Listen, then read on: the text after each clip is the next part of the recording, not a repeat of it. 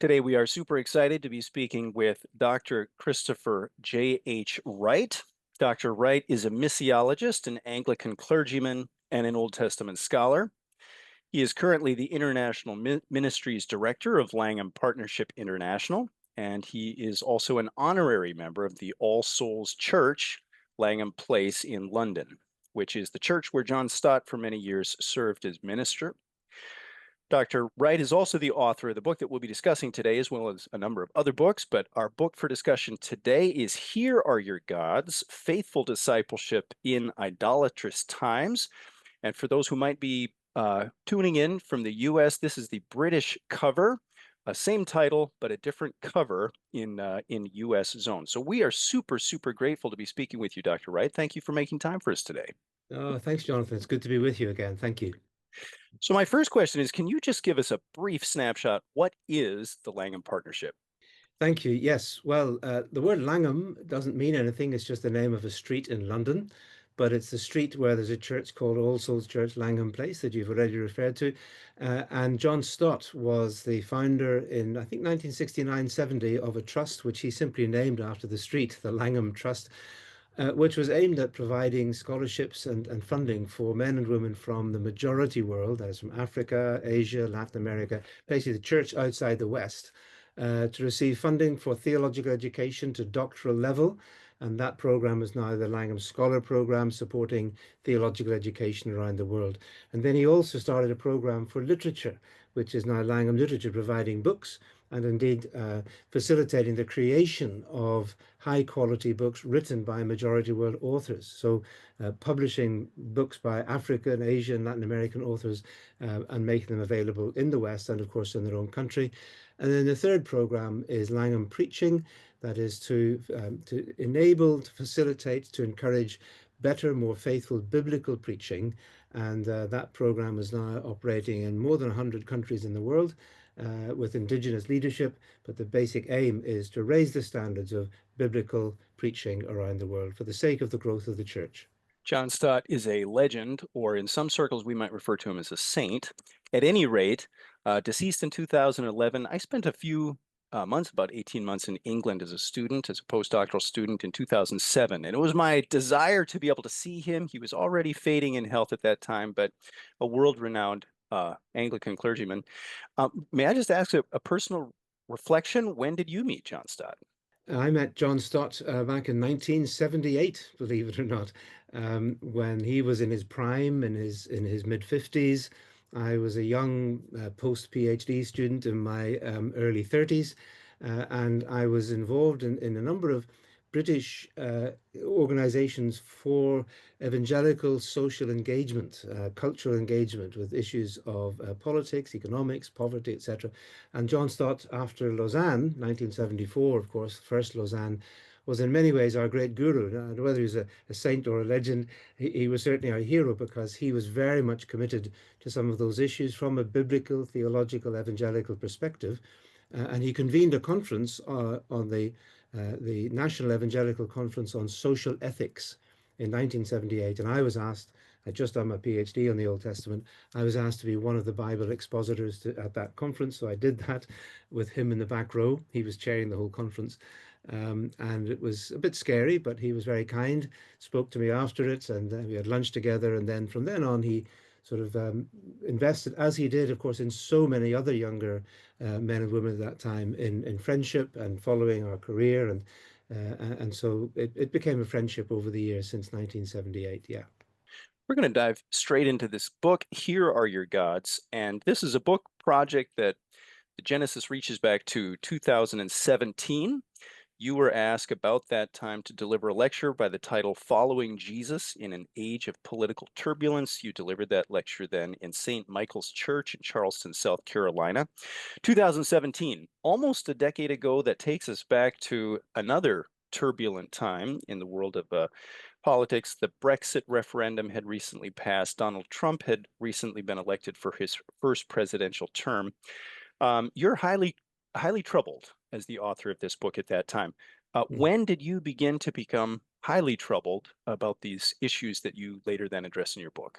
Thank you, Jonathan. That's a very good question. And yes, indeed, you're absolutely right. That was the origin of the book. Although the first half of the book, it's worth saying, is actually an extract from an earlier book of mine called The Mission of God, uh, unpacking the Bible's grand narrative, published in 2006 and coming out in its second edition next month in October. Um, but I had a whole chapter in that book on the nature of idolatry. Why does the Old Testament give so much attention to that there's only one true living God, the God of Israel, the Holy One of Israel, and all other gods are either something to be feared or they're nothing, but we'll come to that in a minute. But it was someone who suggested to me that that chapter almost could be a standalone book because there's so little attention to the topic of idols and gods in the Bible, yet it's clearly a major topic for the prophets. And so I was planning to do that, and then I got this invitation.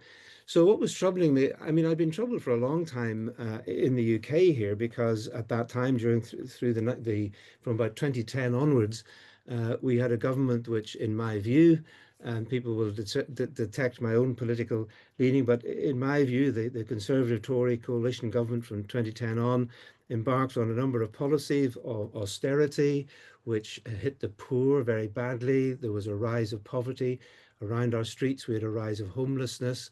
There were economic consequences which did not seem to me to be accidental, but actually the result in some cases of government policy. Now, that's a disputable political argument, but I was disturbed during those years, particularly as a biblical scholar believing that God is the God of compassion and justice and the treatment of the poor and the needy, and especially of refugees and foreigners, is close to the heart of God.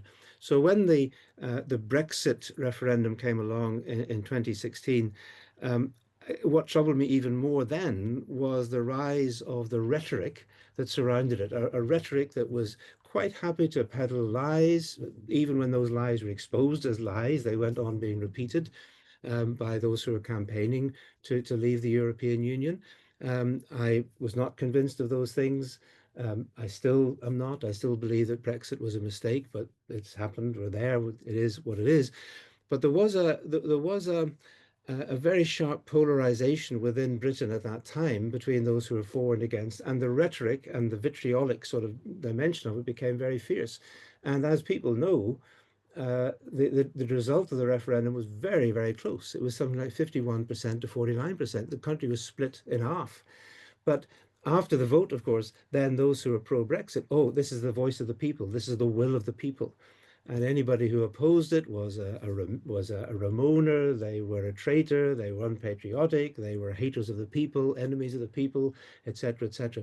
So the whole political atmosphere, it seemed to me, was very toxic and polluted, and indeed had become violent. There was a murder of one sitting MP, Joe Cox, during that time, and so it was clear that there was a kind of toxicity which was taking not only violent language but also violent politics. That troubled me.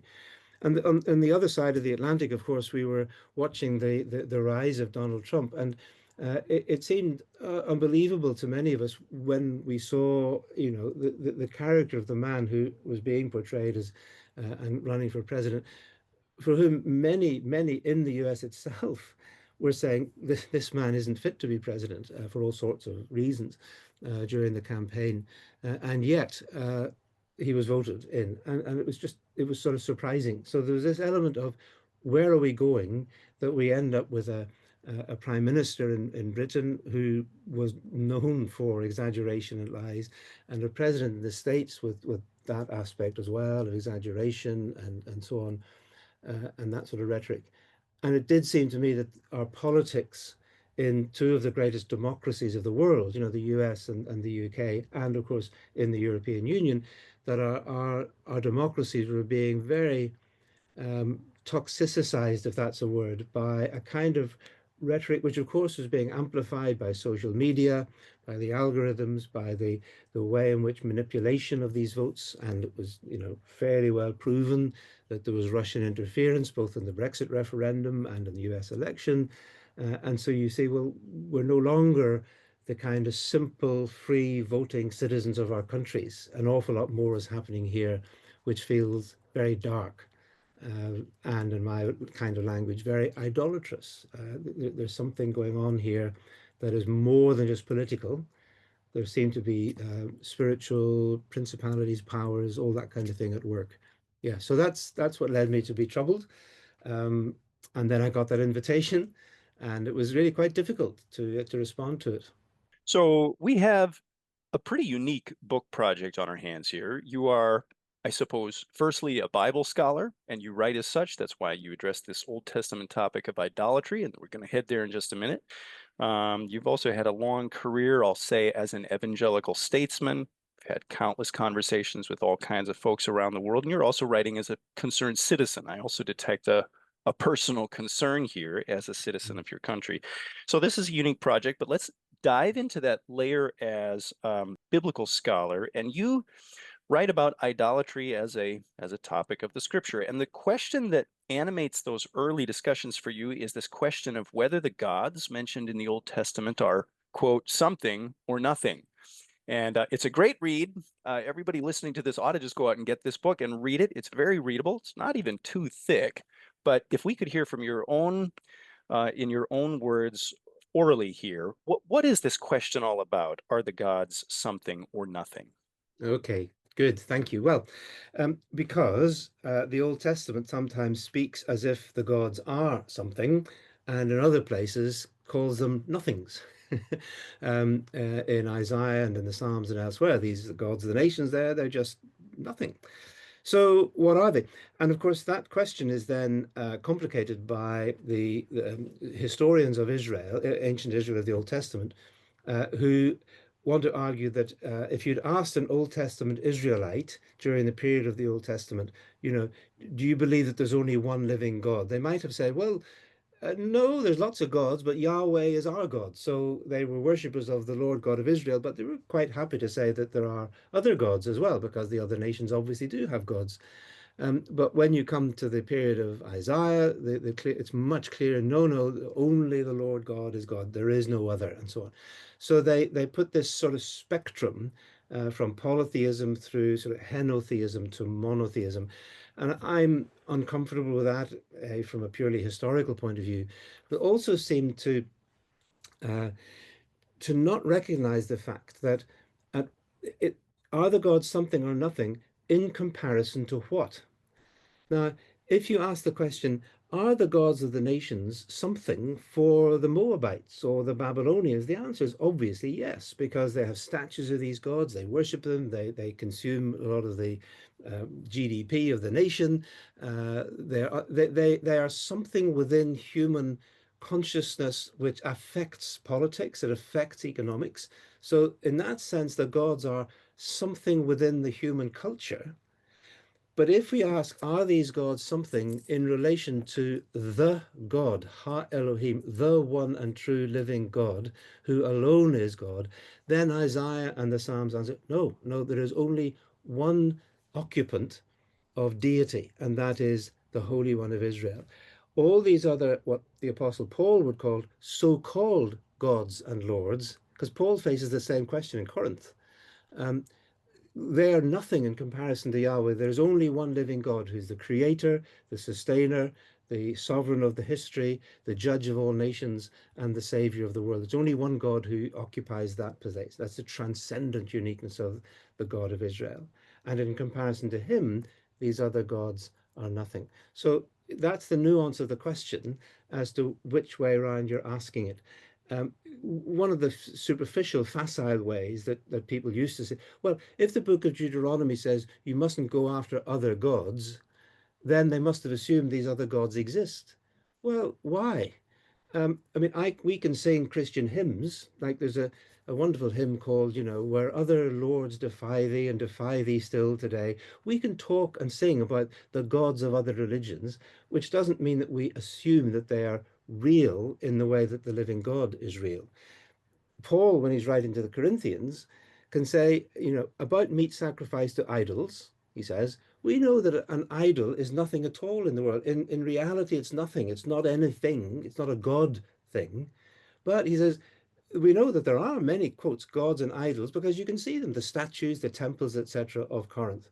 But he said, for us, there is one God from the Father, from whom all things come, for whom we live, and one Lord Jesus Christ.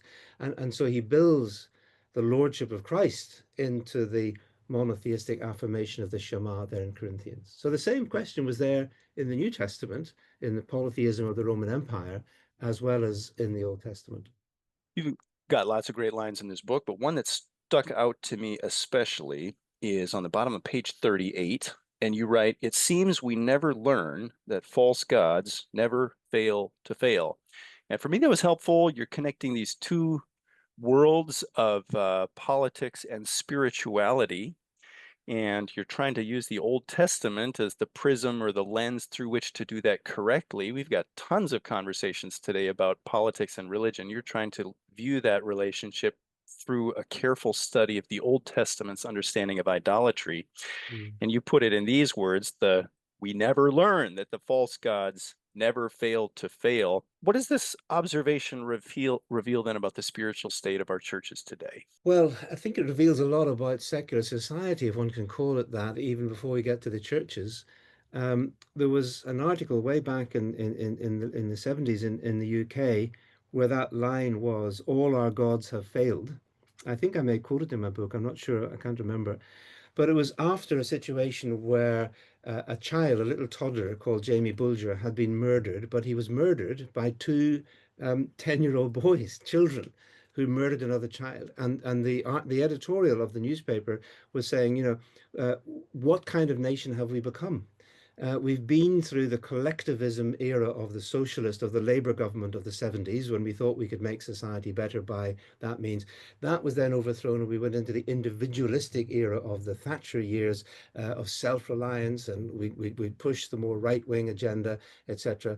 But in both of these, we've got better education, we've got better housing, we are much better off than we ever were, but somehow we still are a society in which children can murder children. And then the last line was, all our gods have failed, which they obviously meant, in a sense, as a figure of speech. All the things we trust in are letting us down. But I read into it a deeper spiritual meaning that they probably didn't intend, because when we make an idol out of a political ideology, which we're very good at, it becomes the ultimate thing. So anybody who criticizes it is either silenced or cancelled or imprisoned or whatever. You have effectively turned a political desirable thing and a politically mixture of positive negative thing, because all politics is both human beings made in the image of God who've got good instincts and know what is right and just, but are also fallen, flawed human beings who are greedy and selfish and sexy, etc. So we're a mixture of the good and the, all politics reflects that. So when we exalt one political objective, whether it's of the right or the left or in between, into something absolutized in which we really put our faith that this will do it, this will solve it. If only we could get back to this, if only we could achieve that, either getting back to some imaginary Christian era or moving forward to some imaginal, socialist utopia. If only we can get there, then all our problems will be solved. And I simply want to say, we never learn that actually we don't get there because we are fallen and sinful, and we are not the Messiah. We are not the Savior of the world. There's only one, and that's Jesus. Um, so that's part of what I'm meaning by that.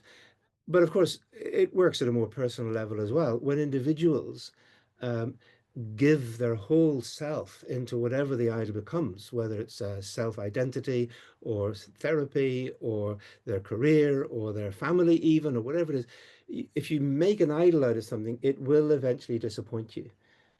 It will fail. You don't get life fulfillment and satisfaction and happiness from any other source than the living God who made us in his image, for whom we were created to live for him in his creation. The other thing I'd say on that point is that false gods never fail to fail, but false gods demand very high prices. Because one of the things about gods and idols is that they demand sacrifice. Well, of course, the living God also calls for sacrifice. We give ourselves to him in self-sacrifice. That's the sacrifice that Paul talks about in Romans 12, of course, yes.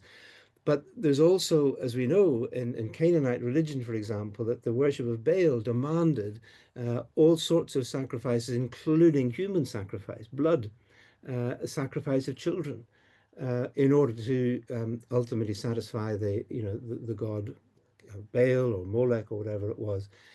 And I can't help thinking that again, idolatry is desperately costly.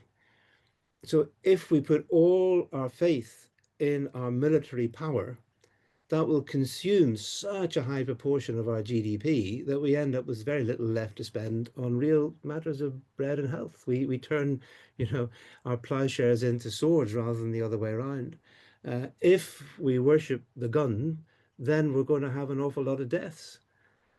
And it's tragic that some folk would even say that's a price worth paying in order to have the freedom of guns. And I say there's something idolatrous in there. There's something that uh, is a kind of blindness to the spiritual power, the seductive power, the deceitful power of idolatry, which the Apostle Paul exposes and says it all comes from the pit, from the father of lies. We believe lies, and the lies cost lives, quite literally.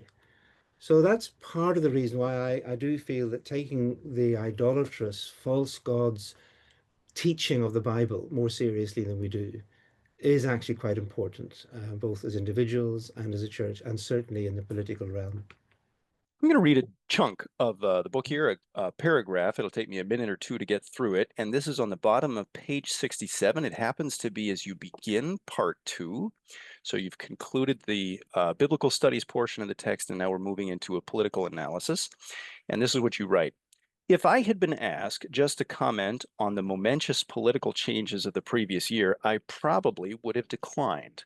I am usually willing to share my opinions in private conversation, but it is not at all my habit to expatiate on politics in a public lecture setting, especially when I'm a guest in another country. Just stick to the Bible. But putting the two phrases together, and that's referring to the two phrases of your lecture, following Jesus and in an age of political turbulence. But putting the two phrases together, this forcibly reminded me that, of course, the Bible itself does this. You cannot really just stick to the Bible and be faithful to the Bible as a whole without connecting it to the political world, since the context of so many of the biblical texts is precisely that, the public world of politics, economics, government, law, and so on. So the invitation challenged me, forced me to think in biblical categories about what appears to be happening in the world today, especially in the Western world in general, and the United Kingdom and the United States in particular. So Mm. here you're making an apologetic, a rationale for directly connecting your biblical studies research to political analysis. And even the way I originally sent you the question a few weeks ago, saying few were willing to do this. Well, I probably should have made that a little bit more complicated. Actually, there's tons of voices connecting politics and religion, but there's a ton of chaos out there. And I Mm. think many, many, let's say classical evangelicals, many have been very hesitant to connect politics and faith or religious creed in the past because that's against, I'm speaking as an American citizen, that's against the heritage of this so-called separation of church and state. But I think there's another reason that could be mentioned there too, in that in today's political discourse, there is so much chaos, and so many are now grabbing for this idea: make your faith real, go out and make a difference in politics. There's so many narratives pressuring us to do this in a way that's probably unhealthy that people will shut down from that too. How do you connect faith to political engagement and not get swept away by all the chaos? Yeah, a few thoughts occurred to me. You're right that there was a kind of evangelical pietism, which wasn't just the United States separation of church and state. It was also a kind of evangelical, almost super spirituality, that the only thing that really matters is to get your soul saved and get to heaven when you die, and in the meantime, keep your head down, as it were. And to get involved in politics, you risk being polluted, and it's a dangerous world, and it's sinful, etc., etc. That was a sort of a kind of old-fashioned evangelicalism. Now, I would not want that. I cannot accept the people who want to say, Jesus never got involved in politics. The Bible's not about politics. The Bible is full of politics. God is concerned about kings and society and government and the laws of economics, about interest and debt and slavery and family and sex, and international relationships and treaties and trade deals. The whole lot are there. In the Old Testament and in the New Testament, you have a community of people who go out into the world of the Roman Empire where it was absolutely compulsory to affirm Caesar is Lord, Kurios Caesar. That was the unifying glue of the Roman Empire, was the Roman emperor. And they went and said, no, no, Kurios Jesus, Jesus is Lord, a claim of the kingdom of God. Jesus of Nazareth, crucified Messiah, risen, ascended to the right hand of God, is the world's true king. And therefore, we're not going to, as it were, try to overthrow the government. We're not going to try to um, be the state, to become the state, but we do have a radical understanding of who we now are as God's new humanity within this continuing fallen world in which God still appoints that there should be government and so on. So on the one hand, you have the pietism. Now, when you swing from that to what you were then describing as a kind of almost mirrored opposite of that, which is to say, when Christians begin to think that the best way to save the world is for us to run the world, i.e., to get power, to become, as it were, the so-called Christian state, which is, I think, a very, very slippery and unhelpful term, because in my opinion, theologically speaking and biblically speaking, there is no such thing today as a Christian state. We are not Old Testament Israel. We are not a theocracy. We live in countries and governments which are more or less democratic, depending on where we are. Many Christians live in countries which are dictatorships, which are tyrannies, which are persecuting them.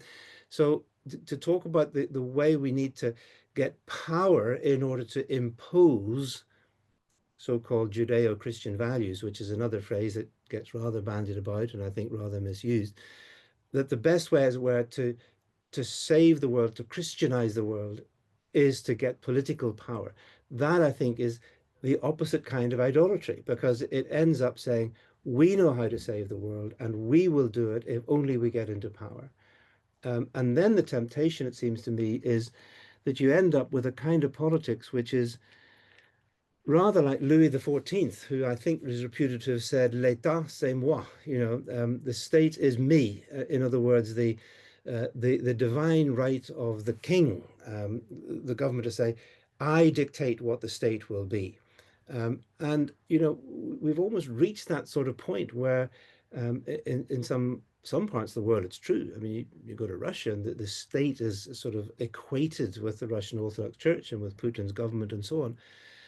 And it would be, I think, a great mistake for Christians to think today that the best thing for our world would be for us to go back to Christendom in post-Constantinian Europe, where the church very ironically shifted from being a persecuted but witnessing and morally admirable community of underdogs uh, to becoming actually a persecuting force in society in which political power and ecclesiastical power and wealth and privilege and everything else were all now revolving around the church.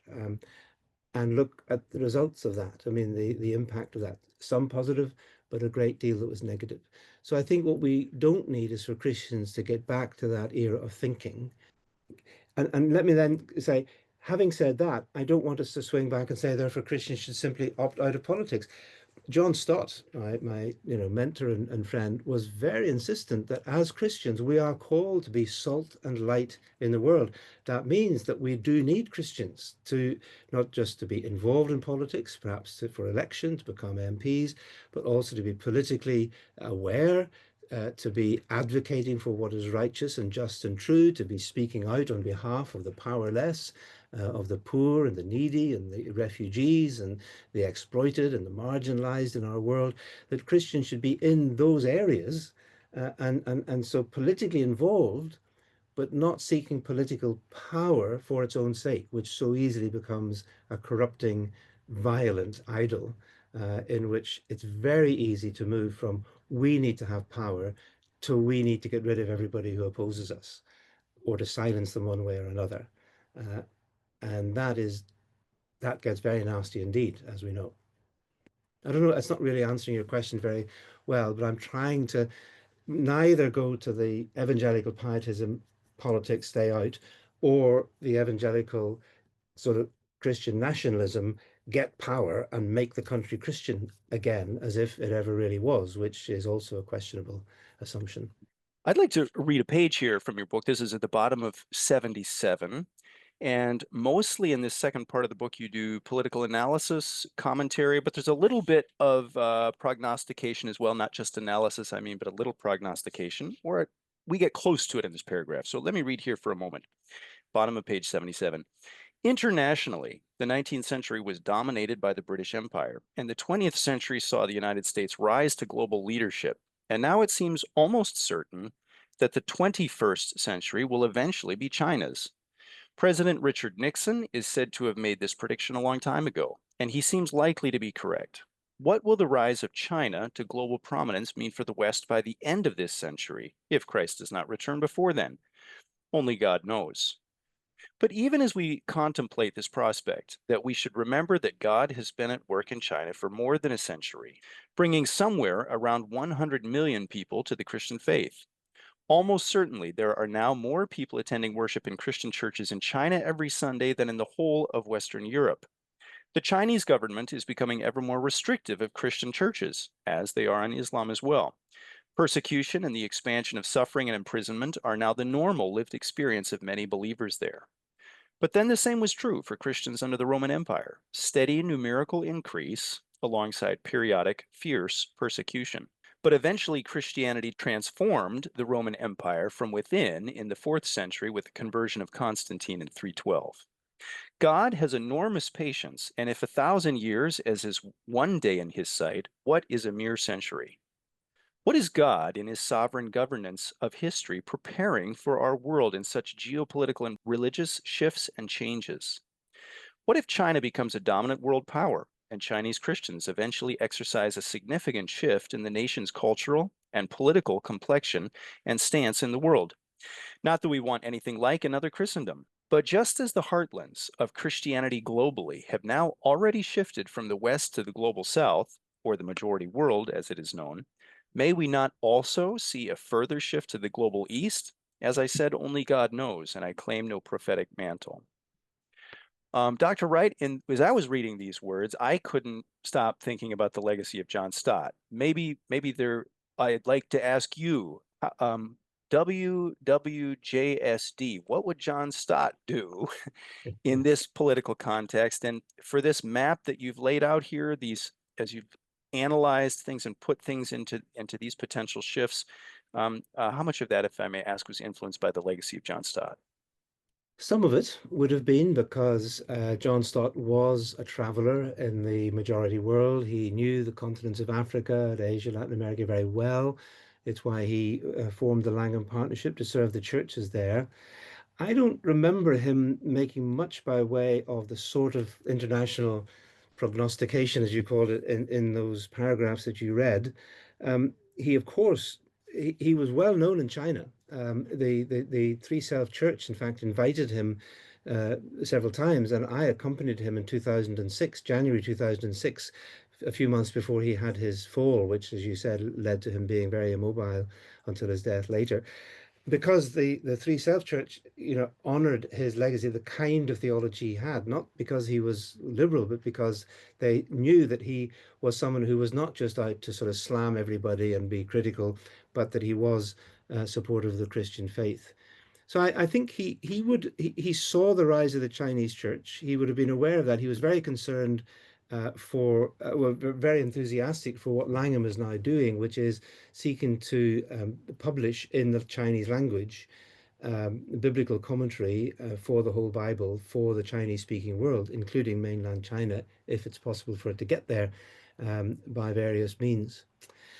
I think, if I may shift the focus a little bit from John Stott on this, Jonathan, what lies behind those paragraphs really is my reading of the Old Testament.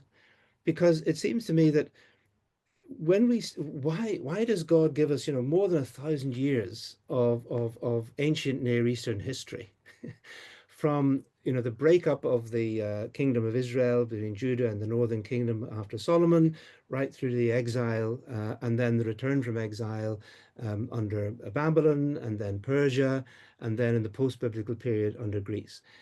God gives us this story, which is the constant rise and fall of empires. Uh, and the prophetic interpretation of that is God knows what he's doing here. When he raises up Assyria, it's in order to bring judgment on the people of Judah. But he knows that Assyria is also a wicked nation, that they're cruel, they're violent, they're horrendous. So he's using them as a tool of his judgment, but then he's going to turn on them and he will judge them for their wickedness. And the same thing for Babylon. So Habakkuk can realize that Nebuchadnezzar is going to come and deal with Judah, and they're even worse. But God raises him up and pulls him down. So my question is, is God saying to us through this long history of the Old Testament, apart from anything else, God is saying, don't you get it? Don't you understand that history is a long sweep? And in the sweep of history, nations rise, nations fall, empires rise, empires fall. Like, where's the British Empire today? Where's the Spanish Empire today? The Portuguese Empire, the Dutch Empire? Now, of course, the US would not want to claim that it's got an empire, but it does, in many ways, dominate world economics and trade routes and everything else. So there's a kind of hegemony, I think all would agree, of the United States. But there's clearly this huge rivalry now, not just between the US, but US and Russia, with Putin wanting to make Russia great again, and claiming to do so in the name of Christian traditional values, and therefore attacking Ukraine for the same reason, but using atheist Korean troops and Islamic Republic of Iran made Shahed drones and so on. The whole thing becomes quite paradoxical. And then you have China also flexing its muscles with Belt and Road Initiative, and all of that. So I'm saying, you know, if God has made use of the British dominance in the 19th century, American dominance in the 20th century, the church has spread throughout the world, there's been massive missionary effort, there's been all sorts of good results from nations which had, Christian presence within them, doing things which were a mixture of obviously blatant naked self-interest, but on the other hand, certain degrees of moral principles and our responsibilities and our giving laws and constitutions to other nations. So there's always this mixture of the self-centered and the good. But if these empires have, in a sense, God said, well, you've done your time. You've had 500 years of European civilization, and it's now reached this zenith of cultural hollowness, of violence, of bloodshed, of all the things that God accused those Old Testament empires of, neglect of the poor, destruction of trees and animals, which is there in Habakkuk about Nebuchadnezzar, the sexual immorality as well, lies, the demonic attack on the truth. All of these things are there in the Old Testament in the prophetic critique of empire. And we see them in Western civilization today, a whole civilization based on bloodshed and debt and inequality and poverty and violence and so on. And so I don't know, but is God saying, okay, you've had your day, I'm now raising up somewhere else? And if so, and it is a big if, I say I'm really not trying to sort of predict and proclaim, but it just is fascinating that in that other great global power at the other end of the Asian continent, the great country of China, God has been raising a church there of now anything between 80 and 100 million people. And what's that all about? Why is God doing that? What is in God's plans for the future? If empires rise and fall, if governments rise and fall, uh, and they rise to prominence, and then there's a change, who knows? But what I would want to say is, in and through all of that, let's not just, as it were, think in terms of the geopolitics, the horizontal plane, watching President Trump having his, state visit to the UK and all the pomp and circumstance and all the feasting and everything else. Uh, let's also look behind that and beneath that and be willing to say, somewhere in our world, God is at work, God is sovereign, and God will ultimately bring into judgment, like the Nebuchadnezzars of this world, those who trample on his values, whether in this life or the next world. God is the ultimate judge, and nothing will be swept under the carpet. And so that's one reason why, in my view, the final judgment at the end of the Bible story is the great rectification. It's part of the gospel. It's when all things will be put right, and God will deal with those who unrepentantly have done evil and wickedness and caused so much suffering. So I think my international politics, such as it is partly the fruit of just observing that the Old Testament is one great long story of international politics, as of course is the New Testament church moving through. May I continue? Fascinatingly, the New Testament church is born in the age of Augustus Caesar, although Jesus is born earlier. Um, uh, Jesus is born under the Augustus Caesar, but the New Testament church comes with his successors, the immediately following emperors. At that transition era between the Roman Republic and the Roman Empire, which happened in the century before Christ and the century then after Christ, this transition period. And what fascinates me, and again, speaking as an observer of the United States, is that in the Roman Republic, of course, there was a huge deal of wealth and slavery and everything else, but there were standards, alleged standards of law, of constitution, of shared power, the two consuls, the veto of the tribunes, the Senate making the laws, the armies not allowed into Rome, etc., etc. And along comes a man, Julius Caesar, who basically tramples on that, says, don't care, I'll just cross the Rubicon anyway. And then he becomes very much a kind of dictator.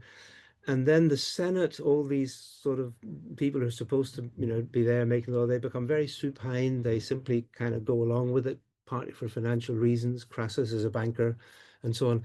And then he gets deified, and then he adopts Octavian, or Octavian becomes his nephew and ends up being Augustus Caesar, and then calls himself Imperator, emperor, and everything then revolves around this one man. And the whole transition from a republican, moderately democratic, constitutional kind of attempt for the 100 years since they chucked out the kings. I mean, fascinatingly, Rome was born by throwing out kings. And the word rex was a bad word. And nobody was ever going to be called rex or king ever again. But you can be called dictator. You can be called imperator.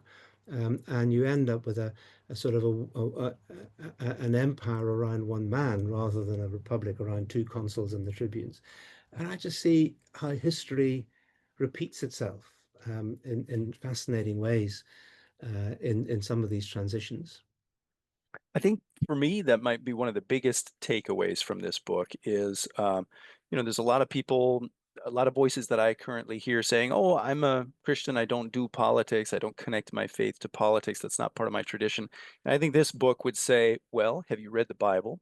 But Mm. more than just that challenge, I think, I think what for me is one of the greatest values here is that you show us how to connect the Bible to politics in a pretty up close and granular way.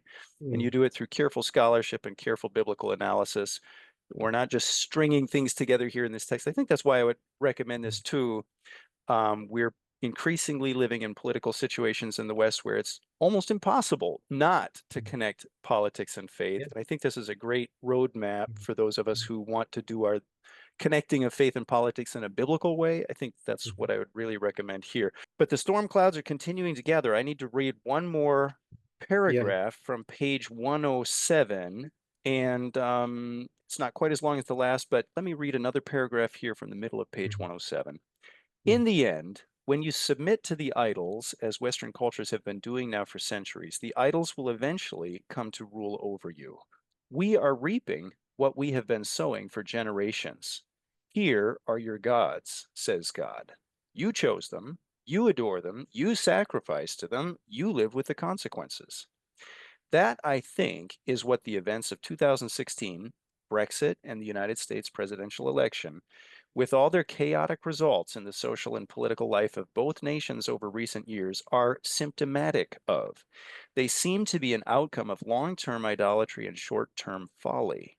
They seem to be both the epitome and intensification of cultural and social idolatrous trends. My question to you, Dr. Wright, is if you were to publish this book today, what parts would you change? What parts would you remain the same? How are things looking now concerning this topic? Yeah, thank you, Jonathan. I don't know that I would change an awful lot. I mean, I think what is different now is that I suppose I've got less of a sense of shock. I mean, the 2016 was so surprising. We just, how could this have happened? How can we have done such a mad thing as Brexit? And how do you end up with Donald Trump as president of the most powerful nation on earth? But I'm no longer really surprised by that because we've sort of been there and seen it. I suppose I've got an increased sense of anxiety, apart from my confidence in God, that God is still sovereign. But anxiety over, I mean, with the assassination of Charlie Kirk, I mean, this increase of violence, and where is that likely to lead in the longer term? It is really very, very alarming. I'm even more concerned than I was back then at the blindness of so many of our politicians, or at least their silence in relation to the plight of the poor and the needy and the exploited in the world.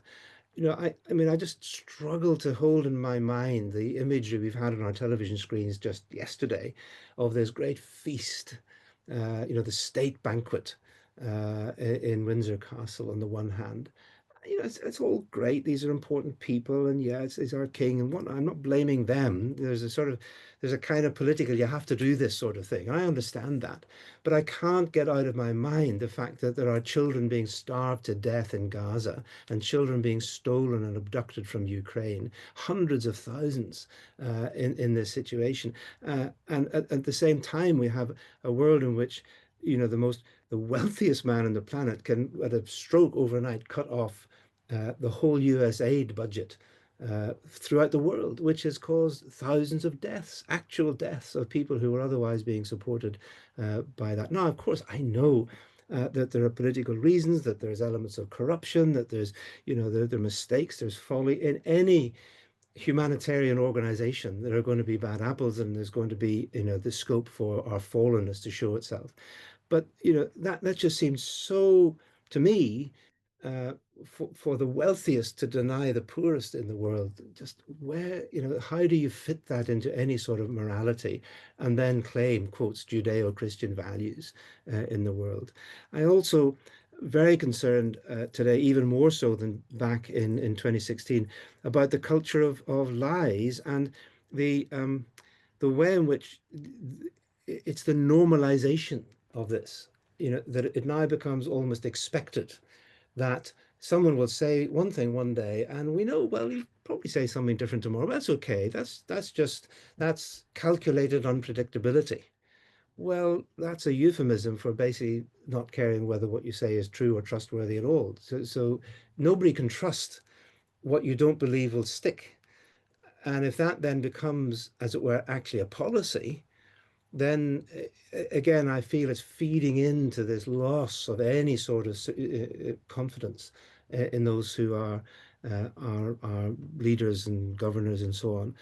And the way that that then is coupled with a total lack of accountability, or rather of dishing and trying to get rid of the organs that democracies have built into their systems over many centuries to try to hold power to account, which goes back an awful long way. I mean, in Britain, it goes back to the Magna Carta, in the 13th century. That we actually believe that those who have military or physical or royal power should in some sense be held to account. But now we're seeing that those organs of accountability, whether it's the press or the media, or journalists or judges or courts, or emolument clauses, or conflict of interest issues, or no corruption from public office, the kind of things that take us right back to Samuel in the Old Testament, who stands up before the people of Israel and says, bear witness to me. I haven't even stolen an ox. I haven't made myself rich by being your governor. It's public accountability. You are witnesses and God is judge. But that seems to have disappeared from the way in which some of our politicians behave these days. I think also, as I said, fear and anxiety. I'm not a doomsday thing person on climate change and all of that, but I do take seriously what the massive majority of scientists say is happening to our world in terms of the climate chaos that's going on and its effect upon the poorest on the planet. It's not just something we get a few more storms or a few more floods. It's actually very damaging to the poor. And so to just rubbish that, to deny it, and then to trample on it and reverse those who are trying to do something about it. Again, I struggle to connect that to a Christian theology of creation, and so on. So there's all sorts of ways in which it may sound that I'm getting terribly more pessimistic. My wife sometimes says I've become just a grumpy old man. Um, I like to think that it's not a grumpy old man syndrome, but it's actually having been fed and lived with, the prophet Amos or the book of Deuteronomy, or the Lord Jesus's parables, and feeling the Bible actually does care about these things, and we should be thinking biblically rather than simply align ourselves with the latest uh, post on social media that we are subscribed to. Sorry, that sounds a bit trivial. Dr. Wright, if I can close with a question, technically unrelated to some of the things that we've been discussing, but core to this program, we've been running it for about 10 years, and I never want to miss the opportunity to ask a theologian that we have on as a guest, what can we do to pursue the prayer that Jesus prayed in John 17 for the unity of the church? Our question to you is, what can we practically do as Christians globally to pursue the unity for which Jesus prayed? Thanks, Jonathan. I mean, my simple answer, I wrote it underneath your question, was I don't know. I'm not a sort of ecumenical statesman or something like that. But I would say Jesus' last command was very simple. He said, "My command is love one another." And he said it 5 times, and the first John repeats it again and again. So love one another. Maybe that means stop scrolling one another.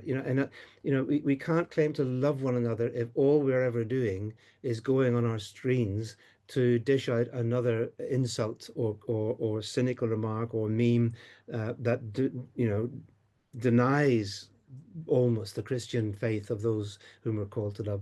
So I think maybe as Christians, we can seek to resist some of the toxic and massively divisive influence of social media, which is one reason why personally I choose not to be on social media. I have one which I have with my family, and that's WhatsApp. But I stay off all the rest because I think they have become basically a force for evil in the world, a force of great divisiveness, of great hatred, of great violence.